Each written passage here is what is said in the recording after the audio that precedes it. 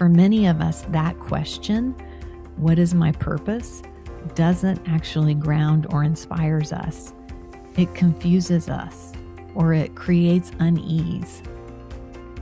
But underneath that question, all day long, in much more subtle ways, we might find ourselves asking, does this matter?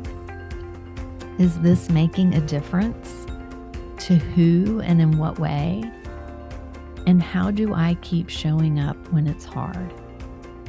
Welcome to Oxygen for Educators. I'm one of your hosts, Michelle Kinder. It's our hope to bring you thought-provoking, unscripted conversations full of actionable ideas to fuel your important work in the world. Thanks for tuning in. This space is for you. Hi, everybody. Welcome to the Radical Hope series. This is Michelle Kinder, and we've spent this Radical Hope series building something together. The first chunk, we were looking at learning how to come back to ourselves, inner work as a protective factor. The second, we were looking at connection as a protective factor, how to not have to do that first work alone. And now we're stepping into the third and final part of the series, integration as a protective factor. Because insight on its own doesn't change how we live. And even the most meaningful connections, the moments that really land, can fade if they don't get integrated into our actual lives. So this final section is about integration, not as a one and done, but as an ongoing process, a way of taking what we're living through and making it something we can actually carry. And today's episode is going to focus on meaning and purpose, but not in that big, abstract, find your purpose kind of way.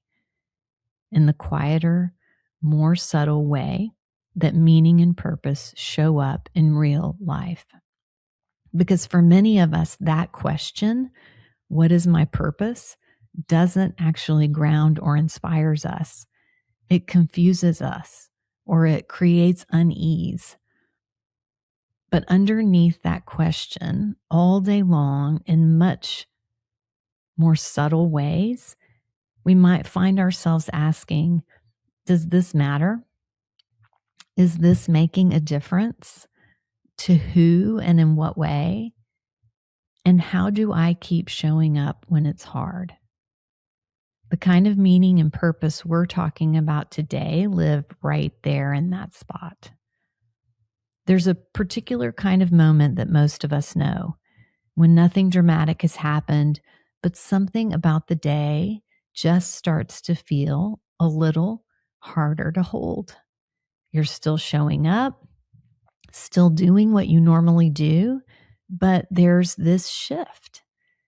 And you can feel yourself wondering if what you're doing is actually making a difference.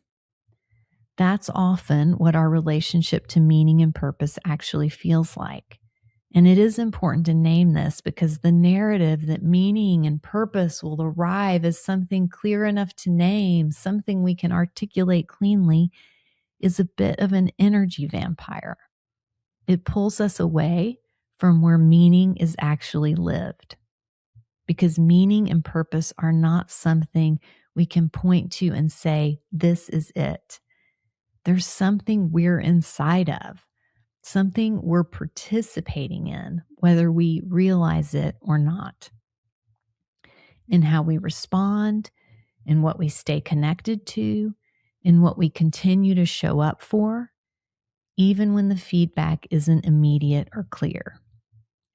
And a lot of the time, that shows up in less resolved ways, like the end of the day, where you're not sure if anything you did mattered, or like those stretches where everything feels effortful, and you start to wonder if the way you're showing up is sustainable or even working. Or, by contrast, a moment where something small goes differently, a conversation lands, or a student has an aha, or someone softens, and you feel it for a second, not as a thought, but in your body. You're not analyzing it, you're in it. Those moments, the hard ones and the ones that feel more like a flow state, that's what it actually looks like to be in relationship with meaning and purpose. It's not about crystal clarity. It's not about taglines. It's the intimacy of proximity. And the thing about that kind of meaning, the kind that lives in proximity, is that it's also something we can lose connection to. Often not all at once, but gradually it can get worn down by repetition, by exhaustion, by showing up over and over again without a clear sense of what is actually shifting because of your efforts, or by being in environments where the things that matter most to you aren't the things that are measured or named or reinforced. And over time, that starts to do something to our nervous systems. Not always dramatically, it can be very subtle. You might be still doing all the same things, still showing up in the same ways, but your internal experience has changed. It feels different, heavier, more effortful, like something that used to feel natural now takes more intention to access, a little more distant from who we thought we were. And the tricky part is that this doesn't always look like overwhelm or burnout at first. Sometimes it just feels like it's taking more out of you than it used to. Sometimes it looks like disconnection, where you notice you're moving through the day, responding, managing, getting through things, but not really feeling connected to why you're doing any of it. Sometimes it looks like doubt, that question in the background, is this actually making a difference? And sometimes it looks like overfunctioning, where instead of stepping back, we lean in harder, we do more, we push more, we try to compensate for that fading connection to meaning by increasing effort. But effort without meaning is hard to sustain, not because you don't care, but because there's nothing underneath it helping to hold you up. And I think that is the part that is easy to miss. When our connection to meaning starts to thin, it's not just philosophical, it's physiological. It changes how we experience our days, what we have access to, how much patience we have, how quickly we move into urgency or reactivity, how long we can stay present before we start to pull away. Because meaning isn't just something we think about, it's something that helps organize our energy. And so when that connection gets disrupted, even a little, everything can start to feel a little harder to carry. When that connection to meaning starts to thin, when things feel heavier, more effortful, a little harder to hold, it makes sense that we would want to change the situation, to fix it, to get clarity, to find a better answer. But a lot of the time, we don't have immediate control over what's happening. And in those moments, one of the few places we still have influence is in the meaning we make of what's happening. There's what happens to us, and then there's the sense we make of it. And that second part is not always fixed, but it often feels fixed because the first meaning that shows up usually shows up fast, and it shows up convincingly, and it feels true.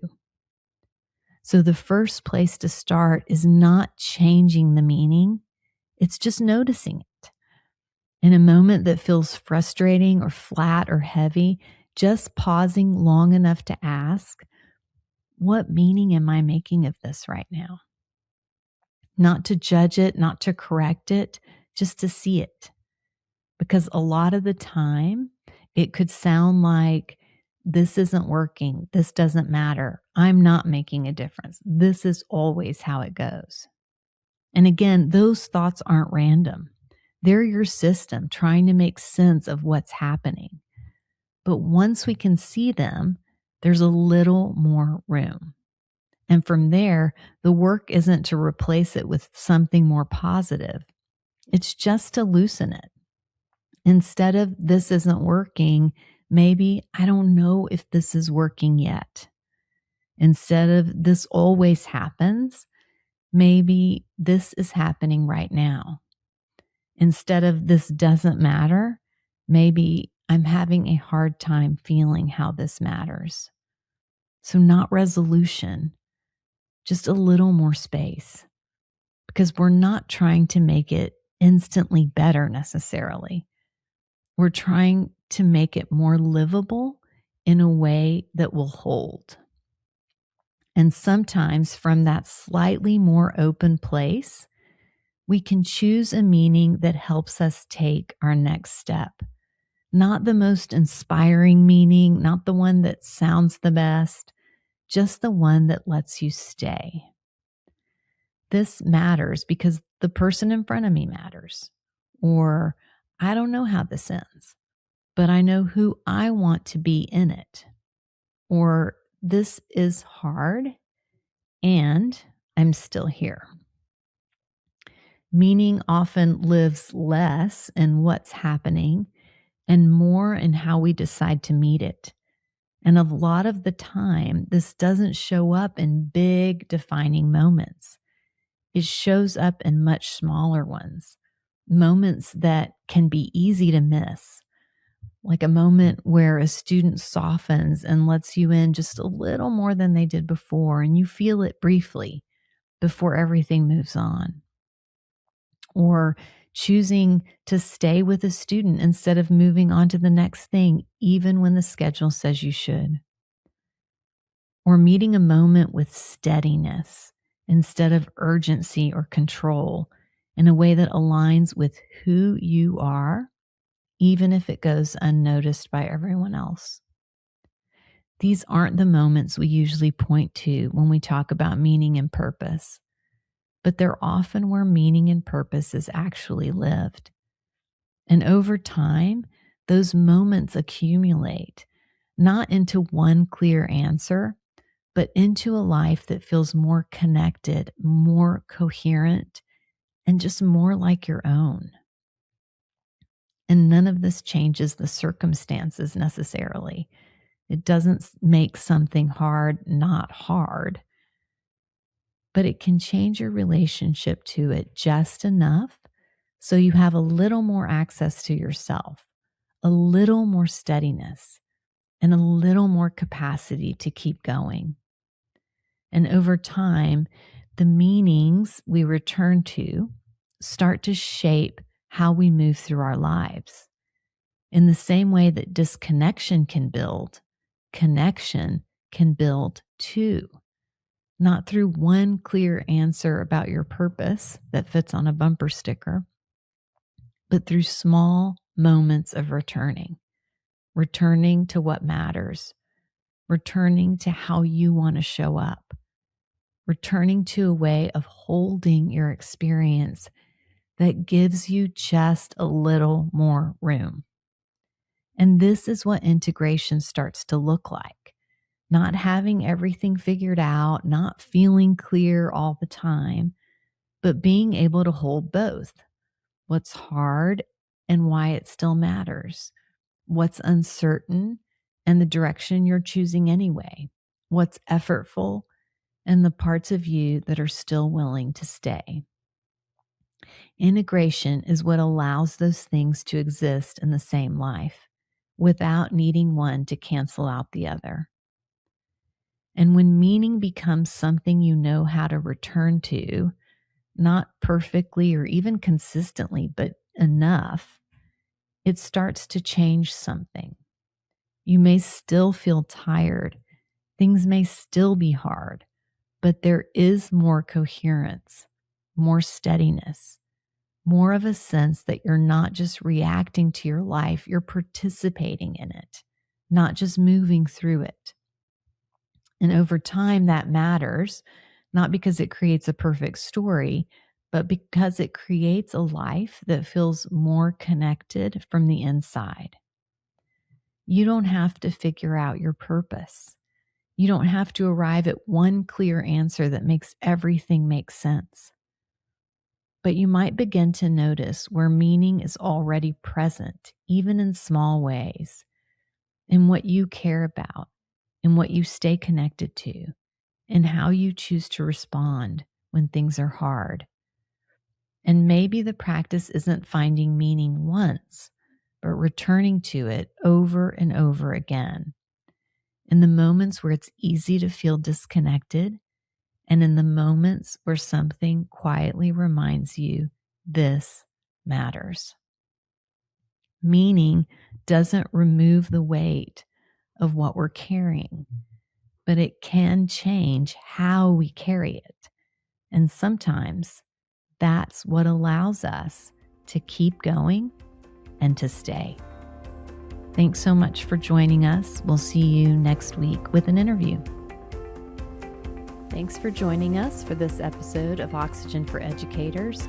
Please like, share, and follow, and if inclined, leave us a 5-star review so that we can keep making content for you. Let us hear from you if you know someone we should interview or a topic we should cover.